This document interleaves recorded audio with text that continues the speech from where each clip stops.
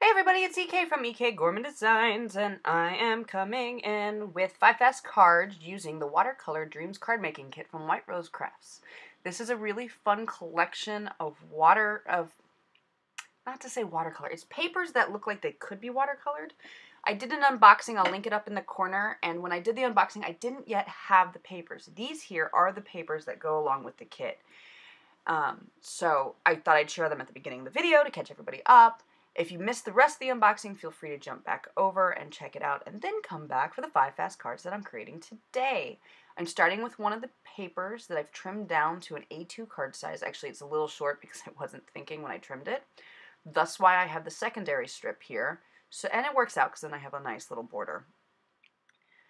If you're new to my 5 fast cards, I'm showing how you can take a card kit and create simple and actually quick cards to make using just the supplies in the kit. I think the only 3 things I used today well, okay, 4. Now I'm looking at scissors.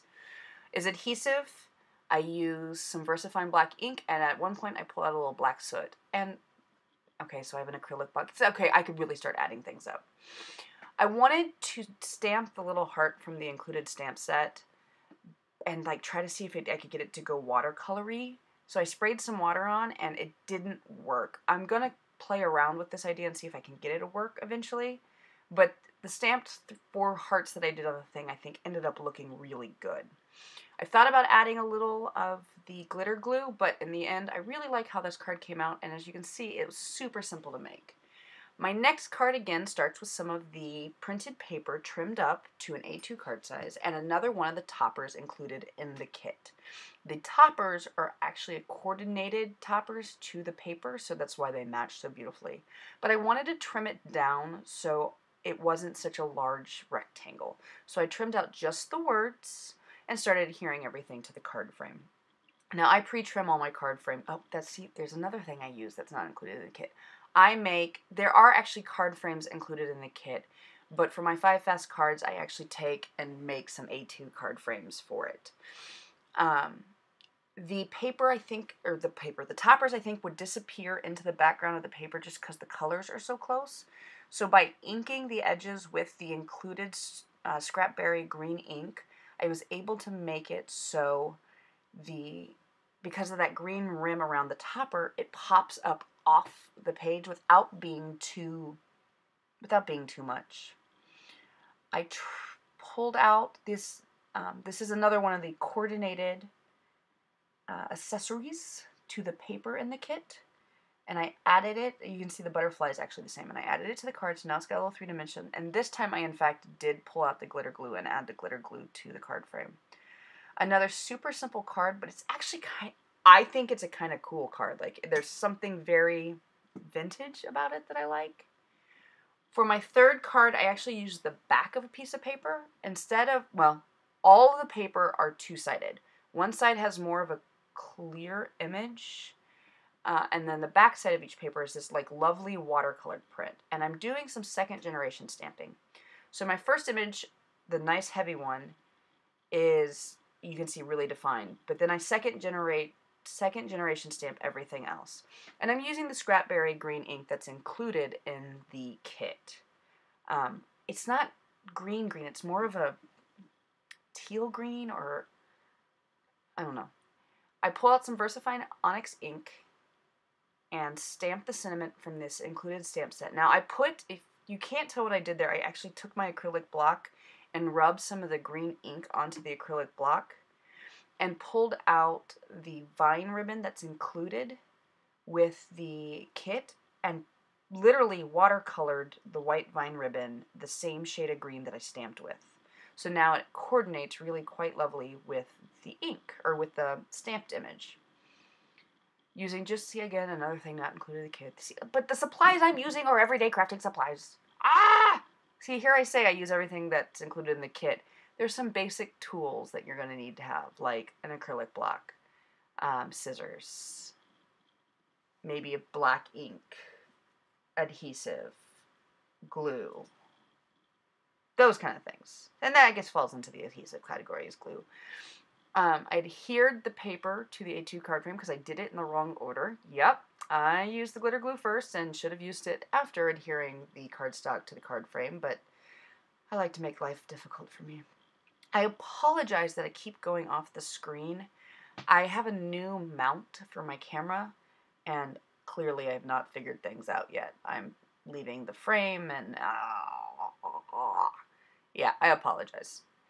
The card seemed not quite finished, but by adding the 3 black feathers, I think I really rooted the card in a nice way. This actually ended up being my favorite of the 6 cards. There are 5 cards plus a bonus card today.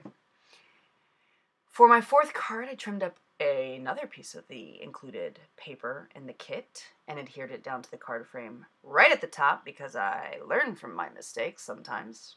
See, I say that now. I learn immediately from my mistakes, but in the long run, my short-term memory is not great. I trimmed down another topper just so it was a little smaller. The toppers included in the kit are really, really large. So by trimming it down, I feel like it fits an A2 format a whole lot better. I wanted to add a bit of the included lace from the kit onto the card, so just using a strip of adhesive, I adhered down the lace. And, yeah, every once in a while I do things out of order. I've done it again. I felt the background actually needed a little more stamping, and there's a giant feather in the stamp kit. That went really nicely with the feathers. What you can barely see that I'm doing is I'm taking both the green Scrapberry ink and my black VersaFine ink and actually loading up the feather image with both the colors. That's why the color seems funny. It looks like it's black, but it looks weird because I've actually loaded 2 different colors onto the stamped image. As soon as I adhered down the topper, I realized I made a mistake and I wanted some black edging on it. So very carefully, I added some black edging on the topper and then finished it off by inking out the edges of the main card in green. Finally, I added one more of the little self-adhesive charms, for lack of a better word, to the card frame. And I like that the spread your wings and fly goes with the feather, goes with the birds. It all went really well. For my 5th card, I pulled out some of the scraps of already trimmed paper that I made and trimmed them down to squares. And this 3rd piece with the feather on it is actually a rectangle. I trimmed up a piece of the 6x6 paper to 4 1/4 by 5 1/2 inches. Oh, that's an A2 card size. And adhered it down to the frame. I am not the queen of building paper piecing. I really work on it. It's just not my thing. It's not that it's not my thing. I'm not intuitive about it. There are some people who can take paper and just intuitively layer. It's not my strong suit. I would like it to be. I really would. Just isn't. So I realized I wanted these blocks to have a little bit more dimension than they actually did. So I pulled out my black soot distress ink and my blender and actually just blended around the edges of these little squares that I'd cut and adhered them down onto the card frame. And I think by blending them out, it gives it a really nice vintage color. In hindsight, I wish I'd actually used a brown over the black soot, but you know, hindsight and the expression about it. Once I looked at the rectangular piece with the 2 blended out, I realized that absolutely needed a blended edge as well.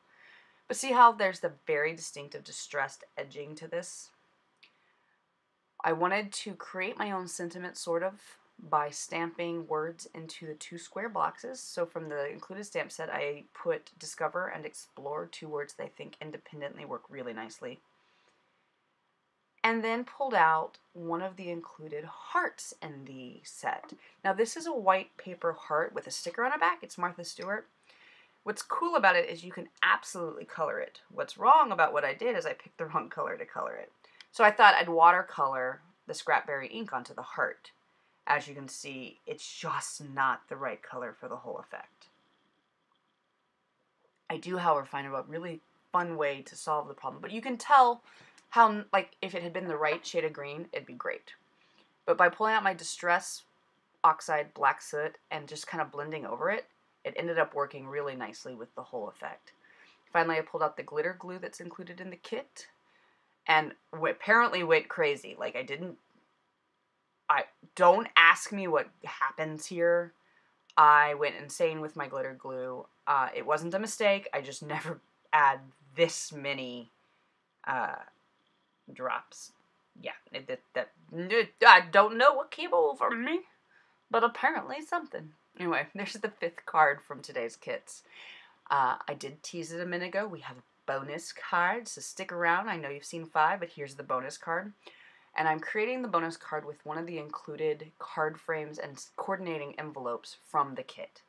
And I'm creating my own printed card frame by just stamping this lovely image over and over again in the green ink all over this, it's not a rectangle, square card frame. And I think it worked out quite nicely. There's something very, I'm definitely not going to get the name of this style of decorating, but it's very French vintage feel to me. And I pulled out the roll of American Craft tape that's included in the kit. Learned something really cool. Do you know there's a self-adhesive strip on the back of this American Craft tape? Didn't know that. Yeah, the tape sticks itself to the paper. I don't use a lot of ribbon. I need to apparently use more ribbon because you learn things like they're self-adhesive. At least this one is. That was very fun for me to discover. I added one more topper to the card and literally just left it there because I thought it... Oh, okay. I didn't just leave it there. I added a green frame around it, blended out with my green ink. But I really like how simple the card is, and I like how all the colors work together. I wanted to add some stamping to the coordinating envelope. So I stamped out one more time the floral image, and this time, because when you send a letter, what do you want it to say? You want it to say hello, even if it's saying happy birthday inside. And there you go, there's your bonus card today. I hope you enjoyed watching today's 5 fast cards. Let me know in the comments below which one is your favorite. Stay tuned, there is another second part to this series, and until then, happy crafting.